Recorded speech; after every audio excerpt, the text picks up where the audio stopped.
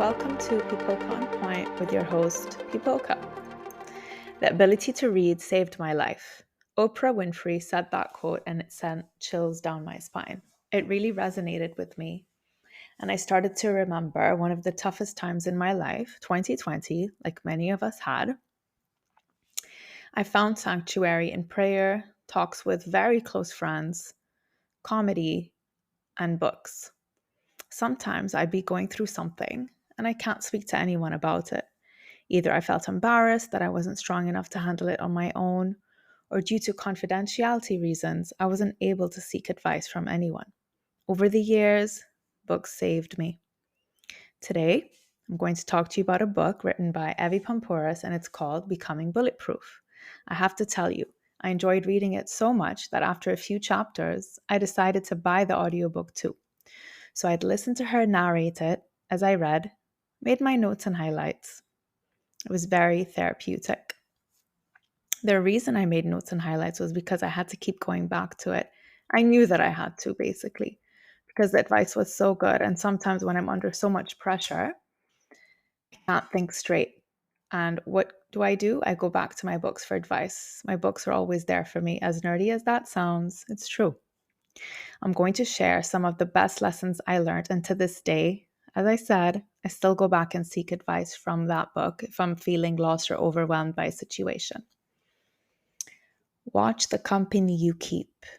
Evie says to take inventory of who you surround yourself with, and she gives you a few questions to ask yourself to help make this decision or assessment. Like, do you feel better or worse about yourself when you leave that person? This really made me think, why are certain people in my life or still in my life? Why have I allowed them to be here? That goes for relatives, co-workers, and friends. I definitely had some cleaning up to do. One of the main takeaways of this part of the book was, does this person make you feel valued? Does this person appreciate my efforts and presence, or is this a one-sided relationship? Take note if you're feeling off around someone. Don't ignore your gut. Don't rush to make a decision. But when it's clear, do take action to protect your energy and mental well-being. No one else is going to do that for you. Get off the X. This one was funny.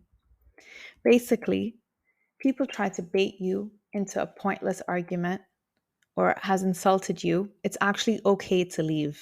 Like, physically remove yourself from where you are. Looking back, I was disrespected by a former superior in a workplace. This is a couple of years ago.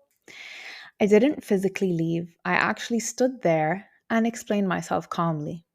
My mentor at the time told me I should have gone home to show him this level of disrespect is not to be tolerated. 7 years later, while reading this book, my mentor was actually advising me to get off the X, but I just didn't see it at the time. By going home, I would have shown him he crossed the line and he'd hopefully think twice before speaking to me that way again. I'm also taking Evie's online classes, and I'll drop the link for you as well to sign up because the deadline is the end of this month, June 2023.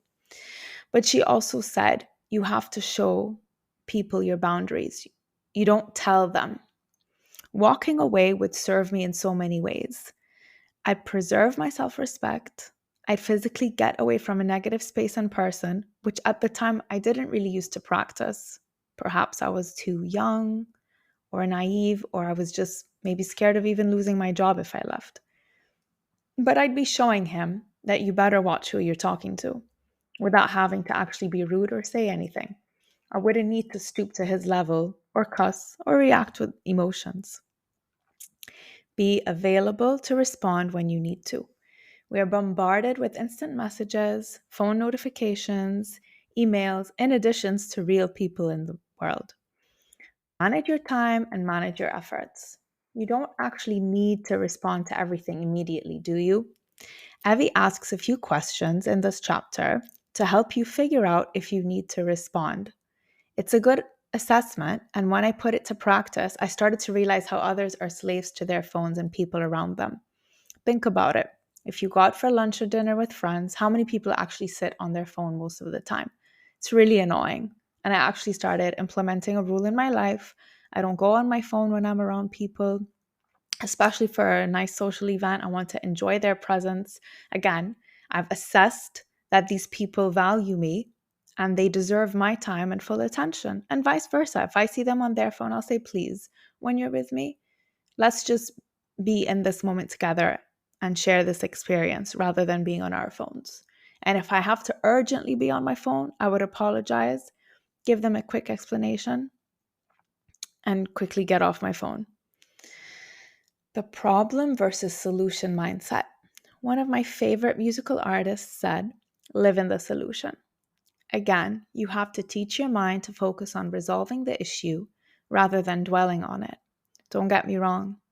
You will inevitably dwell on it depending on the gravity of the situation. But one big takeaway for me from Evie was to give it an expiration date. How cool is that? I feel like this gives you power. You can actually take control and take over your mindset towards resolution. If you find yourself being negative again, you have to make an effort to interrupt your thoughts. Take a nap, go work out, or go for a walk. By the way, anytime I'm in a bad mood, I go for a walk, I come back feeling super different and in a really positive way. Watch a stand-up comedy or turn on some music that you know shifts your mood. There are so many amazing lessons in this book.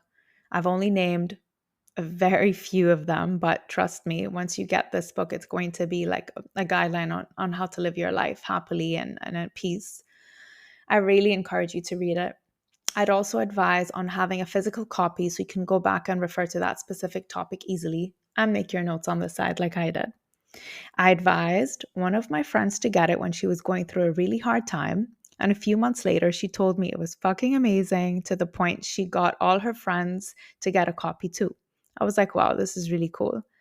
I was really happy she took my advice, and you can see she's much more secure, confident, calmer, and happier.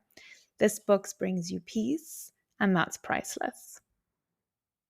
Thank you so much for joining me. I'm going to leave a link for you to purchase the book in the episode description, and I can't wait to see you guys on the next episode.